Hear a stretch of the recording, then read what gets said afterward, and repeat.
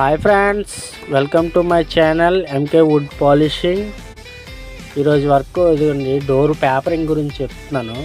ఈ ఖర్చులు అవి ఉన్నాయి కదా, ఖర్చులు అవి నీట్గా ఎలా తెగాలి, డిజైన్లో చేతితో కొట్టుకుంటే మన చేతులు ఇప్పుడు అరిగిపోతున్నాయి. ఇప్పుడు కొత్త కొత్త మోడల్స్ వచ్చాయి కదా, డ్రిల్లింగ్ మిషన్కి ఊల్ బిట్లు వచ్చాయి. ఇప్పుడు మా సైడ్ మేము ఊల్ బిట్ అంటాను నేను. మరి మీ సైడ్ ఏంటంటారో మరి కామెంట్ చేయండి. దాన్ని ఆ బ్రష్ని ఏమంటారో. డిజైన్ పేపరింగ్ అది కొట్టడానికి మేము యూజ్ చేస్తాము. అది పేపరింగ్ కొట్టే ముందే డిజైన్లో నేను మెటల్ పేస్ట్ అది చెక్ చేసుకున్నాను నేను. ఎందుకంటే పేపరింగ్ కొడుతున్నప్పుడే అది వచ్చేస్తుంది కదా. ఈ ఖర్చులు అవి చూసారా, ఆ ఖర్చులు అవి నీట్గా కటింగ్ అయిపోతాయి. అవి చాలా సింపుల్ ప్రాసెస్. ఈ డోర్ మనం బెల్ట్ పేపరింగ్ చేతితో కొట్టాలంటే మాత్రం 1 గంట కొట్టామనుకోండి, అది ఈ బ్రష్ మిషన్తో అయితే మాత్రం బేగ అయిపోద్ది. ఇదే మిషను, ఇది డ్రిల్లింగ్ మిషను. ఇది ఊళ్ళు అమ్ముతారు బయటన, హార్డ్వేర్ షాపుల్లోనే వాటిల్లోనే అమ్ముతారు. అది తీసుకొని వచ్చి దానికి మనం బిట్ వేసినట్టు వేసి మొత్తం బాదుకొచ్చేయడమే మొత్తం అంతా. ఆ మూలలోకి వాటిల్లోకి బాగా వెళ్తే స్పీడ్గా వెళ్తుంది. పేపరింగ్ అది స్పీడ్గా బాగా నీట్గా అవుతూ ఉంటుంది.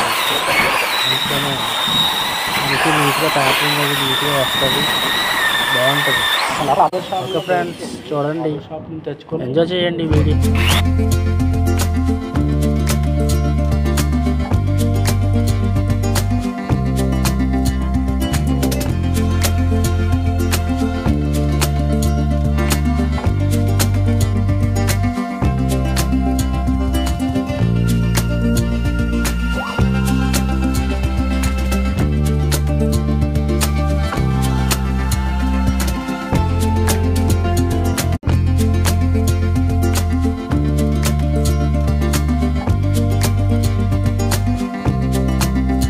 ఈ ఊలు మనకి హార్డ్వేర్ షాపుల్లో ఉంటుంది. ఈ బ్రష్ డిజైన్లో కొట్టడానికి అని అంటే ఇస్తారు.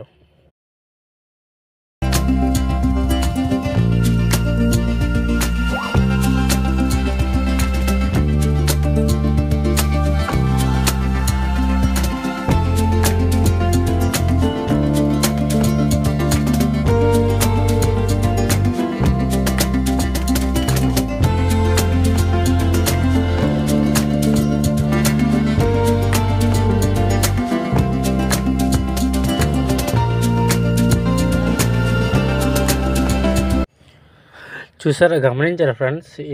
ఈ మిషన్ కొట్టడం వల్ల మనకి ప్లస్ పాయింట్ ఏంటంటే, మనకి ఆ డిజైన్ మూలలో కాటిలోకి బ్రష్ బాగా వెళ్తుంటుంది. ఈ మూలలో చూసారా, గమనించారా? ఇందాలంతా ఫుల్ ఖర్చులాగా ఉండేది. అదేంటంటే పూసలాగా. ఇప్పుడు ఆ ఖర్చు అంతా పోయింది. చూసారా ఫ్రెండ్స్? ఇది పేపరింగ్ అంతా, డ్రిల్లింగ్ మిషన్ పేపరింగ్ మొత్తం అంతా, రోల్ పేపరింగ్ అంతా పూర్తయిన తర్వాత, బెల్ట్ పేపర్ రోల్ పేపరింగ్ అంతా పూర్తయిన తర్వాత, మెటల్ పేస్ట్లు అవి డ్రిల్లింగ్ మిషన్తో కొడుతున్నప్పుడే ముందే చెక్ చేసుకున్నాం డిజైన్లో అదిని. ఇది కోటింగ్ వేసుకోవాలి ఇప్పుడు, సీల్డర్ పాలిష్. ఆ మిగిలిన సీల్డర్ పాలిష్తో అది సీల్డర్ టెండర్ కలిపింది. అది పాత మిగిలితే అది కూడా కోటింగ్లో కలిపేసాము. ఏం లేదు, మనం బ్రష్తో వేసుకోవడం వల్ల ఏంటంటే మనకి ప్లస్ పాయింట్ ఏంటంటే, మనకి ఫస్ట్ కోటింగ్ కదా, ఈ మూలలోకి చిగురులోకి అన్నిటిలోకి నీట్గా వెళ్తుంది. దాని తర్వాత ఏంటంటే ఈ ఖర్చులు ఉంటాయి కదా, అది ఆ పూసల్లాగా ఉంటాయి కదా. మనం ఫస్ట్ బెల్ట్ పేపరింగ్ ఎంత నీట్గా కొట్టినా సరే అవి ఉంటాయి, ఖచ్చితంగా ఉంటాయి. అవి తెగిపోతాయి నీట్గాన.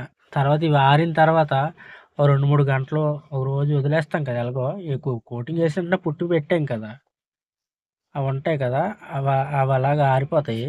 ఆరిపోయిన తర్వాత మనం పుట్టి ఇలా చెక్ చేసుకుని, పుట్టి పేపరింగ్ చేస్తున్నప్పుడే మన బెల్ట్ పేపరింగ్తో ఆ మూలలోని బెల్ట్ పేపర్తో కొట్టించుకున్నాం అనుకోండి, ఖర్చు ఉన్న దగ్గర మసాలా పేపర్ అయినా వచ్చేది. నేను బెల్ట్ పేపర్తో కొట్టేస్తాను, నేను నీట్గా వచ్చేస్తుంది. మనకి ఎప్పుడు పేపరింగ్ బాగున్నది అని అంటే మాత్రం పని చాలా బాగుంటుంది ఫ్రెండ్స్. స్వామి, పేపరింగే మెయిన్ ఎప్పుడైనా సరే. బెల్ట్ పేపరింగ్ ఎప్పుడైనా చాలా మెయిన్. బెల్ట్ పేపరింగ్ పాలిషుల్లోనైతే మాత్రం బేస్ కోట్ చాలా మెయిన్. సీల్డర్ మాత్రం చాలా ఎక్కువ ఎక్కించాలి. నువ్వు పాలిష్తో ఎంత ఫినిషింగ్ తెచ్చినా సరే, సీల్డర్ ఫినిషింగ్ బాగుందనుకోండి, పాలిష్తో మనకి బాగుంటుంది పని. కాకపోతే మనం సీల్డర్ ఫినిషింగ్ అనుకోండి, వర్షంలో తడిసిన ఏటైనా సరే కొద్ది బేస్ అలా నిలబడిపోయి ఉంటుంది. ఏదైనా సరే బేసే కదా మెయిన్. ఆ బేస్ అది నీట్గా ఉంటుంది.